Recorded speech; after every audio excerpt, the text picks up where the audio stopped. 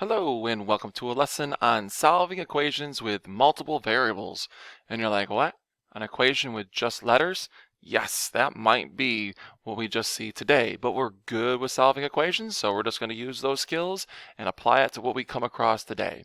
So our learning targets will be able to solve equations with only variables and to be able to rearrange real-life equations to solve for different values. And that's what it's really going to be about, is taking what we're learning and applying it to formulas like area and volume, and maybe the temperature formula for converting Fahrenheit to Celsius. So let's understand that a constant is a value that does not change. And that's going to be important to know because that's going to come up today. And we'll be using the property of equality quite a bit. So we talked about this last lesson, but it's important to remember that to perform the same operation on both sides of the equal sign is using the property of equality. So getting right into it, let's look at our first example. In many situations, we might even have equations where there are no actual numbers given. So let's take a look at 1a and 1b. In both, we're going to solve for x, but in b, we're going to write our answer in terms of the unknown, unspecified constants a, b, c, and d. Just basically a value that we don't know and we cannot change. So let's stick to what we do know, which is 5x plus 3 equals 33. All right. We see this question, I think most people would start off by just simply subtracting 3 on both sides, right? Easy enough. So that would give us 5x equaling 30. Well, let's take a look at this other question and apply the same principle.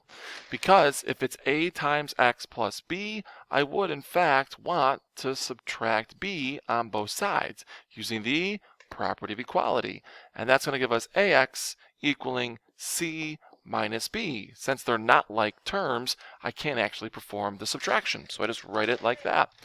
Next up, back over to the other side. If it was 5x equaling 30, you'd simply undo multiplication with division and end up with x equals 6. 30 divided by 5 is 6.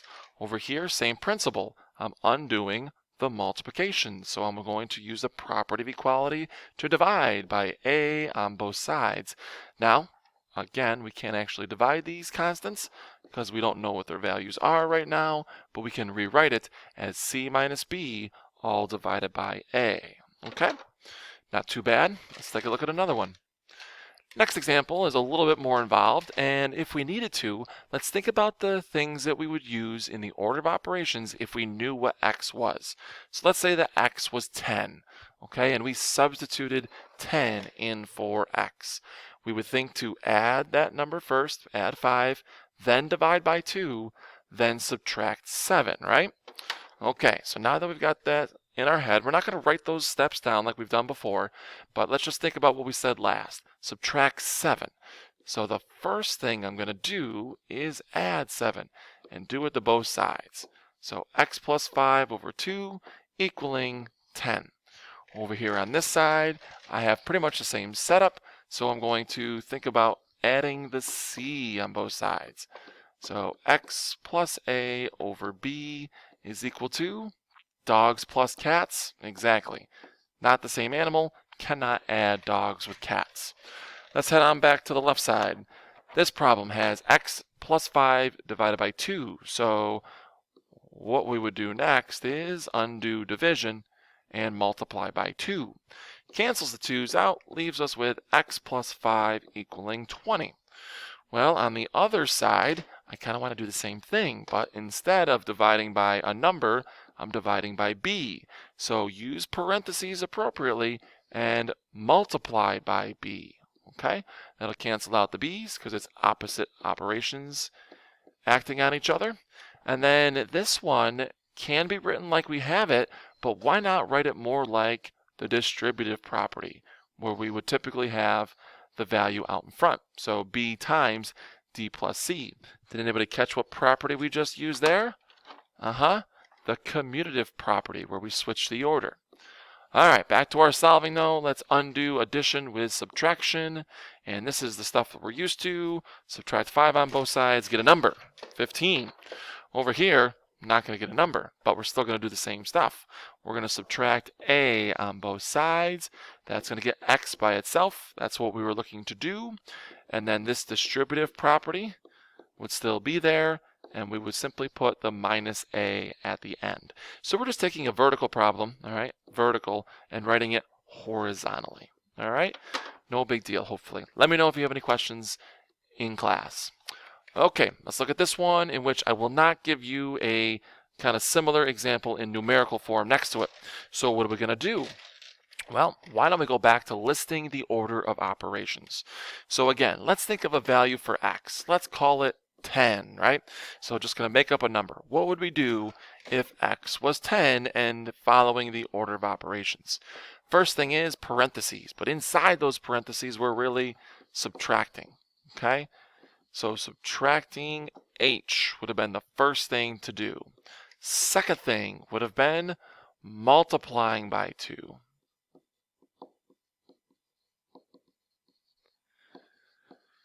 So we would have been 2 steps in. The third and final thing would have been to add k. And there you have it. That's the list of things we would have done. Now guess what? X is probably not 10, and we don't even know what it is, so that was bad to assume. So why don't we actually go find the real value of x, or at least the simplified solved for x version, okay? So writing down the problem, 2 parenthesis x minus h plus k equaling 8. I'm going to follow these operations in the reverse order, but do the opposite, right? Do the inverse. So first up is to subtract k, because if I'm adding k in the last step, the first thing to do to solve an equation is to do it in the reverse order. Now don't make this more difficult than it is. It's 8 minus k. So that's what you write, 8 minus k. So with this step complete, the next thing is the inverse of multiplying. So let's do the division of 2. So we're going to divide by 2 on both sides. Reason for that was to get rid of the 2. Better to divide by 2 than distribute. And that's why we talked about that last class, and how instead of distributing, let's just divide by 2. All right, 8 minus k over 2. Second step completes. Back to the top in the first step. And that's all that's left, right? Subtracting h. So let's add h on both sides. So this is going to be x equaling, well, h is on the other side, so nothing left. How about simply 8 minus k over 2 plus h? I mean, you can't go wrong here with integer rules, because there's literally no integer rules. You're just rearranging the problem to solve for the variable, okay? Let's take a look at this in terms of properties. So if we were going to be dealing with properties like we have been, it's important to know these and to be able to recognize them when they're being used. So if I look at this problem and see a 3 outside of parentheses, and then that suddenly becoming 3x minus 6, I think it's pretty obvious that this is the distribution property.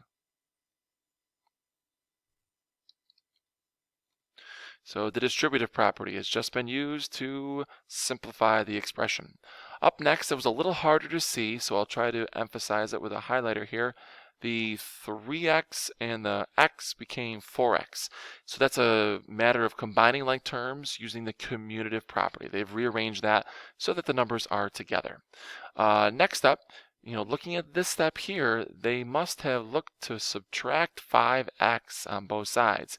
Not what I would have done. I would have subtracted 4x to keep that coefficient positive, but again, there's more than one way to do this, and so if they're doing that, and they're doing it to both sides, it's the property of equality. Okay? Looking at the next step. So if we have negative x minus 6 minus 10, and you see a plus 6 here and a plus 6 here, they're doing it to both sides. Whatever you do to one side, you do to the other. Oh, I said it again. I said I wouldn't do it, because it's really called the property of equality, and using addition in order for that to happen. Last thing is, they took the negative x and said, you know what, negative x isn't good enough, and it's not, okay?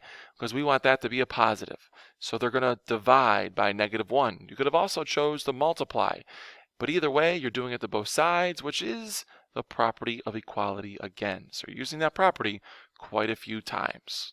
All right? Hopefully that was pretty obvious by now, and we're used to using those properties to solve equations.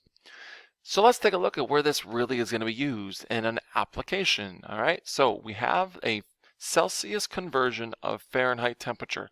So if you've ever been to Canada before and you've seen, maybe a bank board that's got the temperature displayed and you're like, holy cow, that's like freezing. Well, Celsius and Fahrenheit are different ways to measure temperature. And so if we're asked to find what the Celsius temperature for 50 degrees Fahrenheit is, you're going to see a drastic different number, but it's going to feel like the same temperature, whether you said it was 50 degrees Fahrenheit, whatever this number works out to be. So this is going to be pretty nice because it's already set up to find the Celsius temperature. All we have to do is substitute in 50. So let's go ahead and do that. 5 over 9, parenthesis, 50 minus 32. And man, this seems so familiar, like I've done this before. We've been doing this all year, right? This is just order of operations where we would do parentheses first. 50 minus 32 is 18. Now let's take it back to how we multiply fractions. Why don't we make these fractions, both numbers fractions, and we would multiply just straight across. So this would make 5 times 18, 90, and 9 times 1, 9.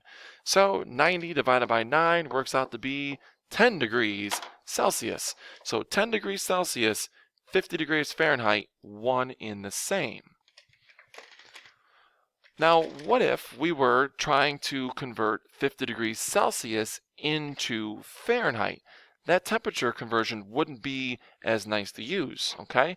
So C equals 5 over 9 F minus 32 is great for when we know Fahrenheit, not so great for when we are given a Celsius temperature. So let's rearrange the problem, okay? Let's think about what's being done first using the order of operations. Obviously parentheses and minus 32, then multiplying by 5, then dividing by 9. So the first thing that I want to do to solve for F and get this solved for the Fahrenheit would be to multiply by 9, okay? That's going to kick the 9 out. Put it over on this side as 9C equaling 5 times F minus 32. Now again, you could distribute, but that would get you into more work. So instead of distributing, let's just divide because that's being multiplied. Opposite is the divide. 9C over 5 equaling F minus 32. So again, I'm just using these rules for trying to solve for a variable. Next up, opposite of subtraction, so I'm going to add 32 on both sides. 9C divided by 5 plus 32 is equal to the Fahrenheit temperature. So a way to find Fahrenheit when given Celsius. Let's go ahead and do part C, where we are converting 50 degrees Celsius into Fahrenheit. I'm going to rearrange the problem and choose another color to show that this is different work. So I'm just going to put the F on this side. 9C over 5 plus 32. That equal sign can be used as like a kind of balance beam where I can change from one side to the other because it's equal on either side. All right, now we're just going to drop in 50 degrees Celsius.